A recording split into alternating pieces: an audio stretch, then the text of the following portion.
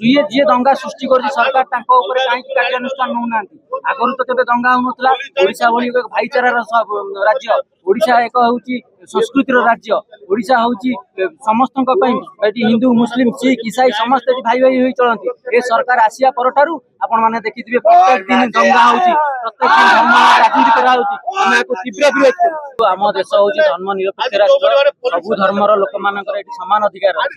କିନ୍ତୁ ଏ double engine ସରକାରକୁ ଆସିବା ପରଠାରୁ ଓଡ଼ିଶାର ଏବଂ ଭାରତ ବର୍ଷର ଭାଇଚାରା ନଷ୍ଟ ହୋଇଛି।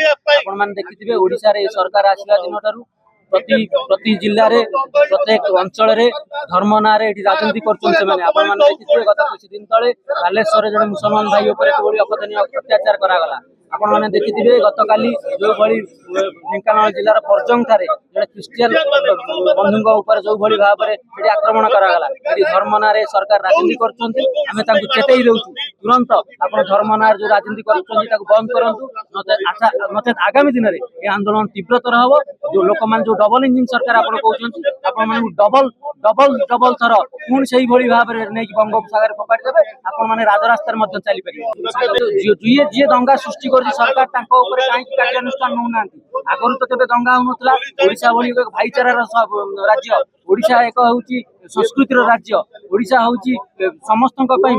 ଏଠି ହିନ୍ଦୁ, ମୁସଲିମ, ଶିଖ, ଇସାଇ ସମସ୍ତେ ଏଠି ଭାଇ ଭାଇ ହୋଇ ଚଳନ୍ତି। ଏ ସରକାର ଆସିବା ପରଠାରୁ ଆପଣ ମାନେ ଦେଖିଥିବେ ପ୍ରତ୍ୟେକ ଦିନ ଦଙ୍ଗା ହଉଛି, ପ୍ରତ୍ୟେକ ଦିନ ଧର୍ମ ରାଜନୀତି କରାହଉଛି। ଆମେ ଏହାକୁ ତୀବ୍ର ବିରୋଧ କରୁ। ଦେଖନ୍ତୁ ଏ ରାଜ୍ୟରେ ଯୋଉଭଳି ଭାବରେ ଆଇନ ଶୃଙ୍ଖଳାର ପରିସ୍ଥିତି ଯୋଉଭଳି ଭାବରେ ଏ ସରକାର ଆସିଲା ପରେ ବିଜେପି ଆଇଲା ପରେ କୋଉଭଳି ଭାବରେ ଅଛି ଆପଣ ଦେଖୁଥିବେ। ଢେଙ୍କାନାଳର ପର୍ଜଙ୍ଗର ଗୋଟେ ପିଲାକୁ ବିପିନ ନାୟକ ତାକୁ ଯୋଉଭଳି ଭାବରେ ଆକ୍ରମଣ କରାଯାଇଛି ଏବଂ ତାକୁ ବିଷ୍ଟା କରାଯାଇଛି। କ'ଣ ପାଇଁ କରାଗଲା? ଏ ରାଜ୍ୟରେ ଆଇଲା ପରେ ଆଇନ ଶୃଙ୍ଖଳା ପରିସ୍ଥିତି ଯୋଉଭଳି ଭାବରେ ଅଛି ଆପଣ ଦେଖୁଥିବେ। ବାଲେଶ୍ୱର ମଧ୍ୟ ଦେଖନ୍ତୁ, ଭୁବନେଶ୍ୱର ଦେଖନ୍ତୁ, ବ୍ରହ୍ମପୁର ଦେଖନ୍ତୁ, ଯୋଉଭଳି ଭାବରେ ଏଠି ଆଇନ ଶୃଙ୍ଖଳା ଅଛି। ଆମେ ଦାବି କରୁଛୁ ମୁଖ୍ୟମନ୍ତ୍ରୀ ଅଯୋଗ୍ୟ ମୁଖ୍ୟମନ୍ତ୍ରୀ ତୁରନ୍ତ ଇସ୍ତଫା ଦେଇଦେବା ଦରକାର। ତୁରନ୍ତ ଇସ୍ତଫା ଦାବି ଆମେ କରୁଛୁ। ନ ଦିଅନ୍ତି ଇସ୍ତଫା ଆଗାମୀ ଦିନରେ ଯୁବ କଂଗ୍ରେସ ଭୟାବହ ଆନ୍ଦୋଳନ କରିବ। ଯେଉଁଭଳି ଭାବରେ ବିଜେପି ସରକାରକୁ ଆସିଲା ପରେ ଯେମିତି ହିଂସ୍ର ହୋଇପଡ଼ିଛି, ଯେଉଁଭଳି ସଂଖ୍ୟାଲଘୁ ଉପରେ ବାରମ୍ବାର ଆକ୍ରମଣ କରିକି ସଂଖ୍ୟାଲଘୁମାନଙ୍କୁ ଅସୁରକ୍ଷିତ ରାଜ୍ୟରେ କରି ପକାଇଛି। ଆପଣ ବାଲେଶ୍ୱର ଦେଖିବେ ଯୁବକୁ ପିଟି ମାରି ଦିଆଗଲା।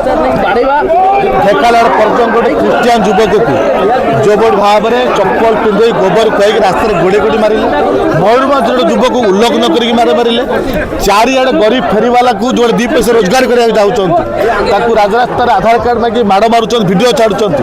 ସବୁର ଭିଡ଼ିଓ ପ୍ରମାଣ ଥାଇ ମଧ୍ୟ ଆଜି ପୋଲିସ ହାତରେ ପୋଲିସ ନିଷ୍କ୍ରିୟ, ପୋଲିସ ବଳ ଗୋଟେଇ ପାରୁନାହିଁ, ମୋହନ ମାଝୀ ସାହସ ଜୁଟେଇ ପାରୁନାହାନ୍ତି। କେଉଁ ମୁଦ୍ଦା ନେଇକି ଏମାନେ ଆକ୍ରମଣ କରାଯାଉଛି? ଗୋ ଚାଲାଣ ନାଁରେ। ଯଦି ବିଜେପି ସରକାର ଚାହିଁଥାନ୍ତା, ମୋହନ ମାଝୀ ଚାହିଁଥାନ୍ତେ, गोटे मासरे ओडिशा रे गो चलाण बंद होता, गोटे मासरे गो माफिया मैंने राज्य छाड़ी चली जाते। कि आंतरिकता नहीं गो चलाण बंद हवा, गो सुरक्षा आंतरिकता ना।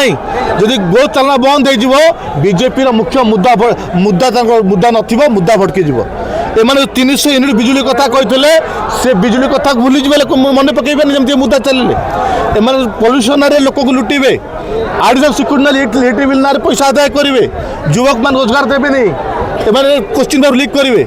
ये जो मुद्दा मान बैकफुट अच्छी बीजेपी मुद्दा को भटकाई ये सब ड्रामा आरंभ कर आज चारिड़े संख्यालघु असुरक्षित।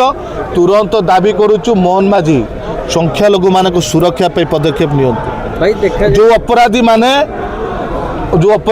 ये कांड कर दृढ़ कार्यानुष्ठान नियंतु, तुरंत गो चलाण बंद करूँ, नचेत युव कांग्रेस या विरोध में जोरदार आंदोलन करवा आज मात्र आरंभ। भाई गो मांसर रप्तानी देश में वृद्धि पाई किसी वर्ष तो बीजेपी सरकार 10 वर्ष है गो मांस रप्तानी मुझे कौन कहली ये केवल ड्रामा करुँच।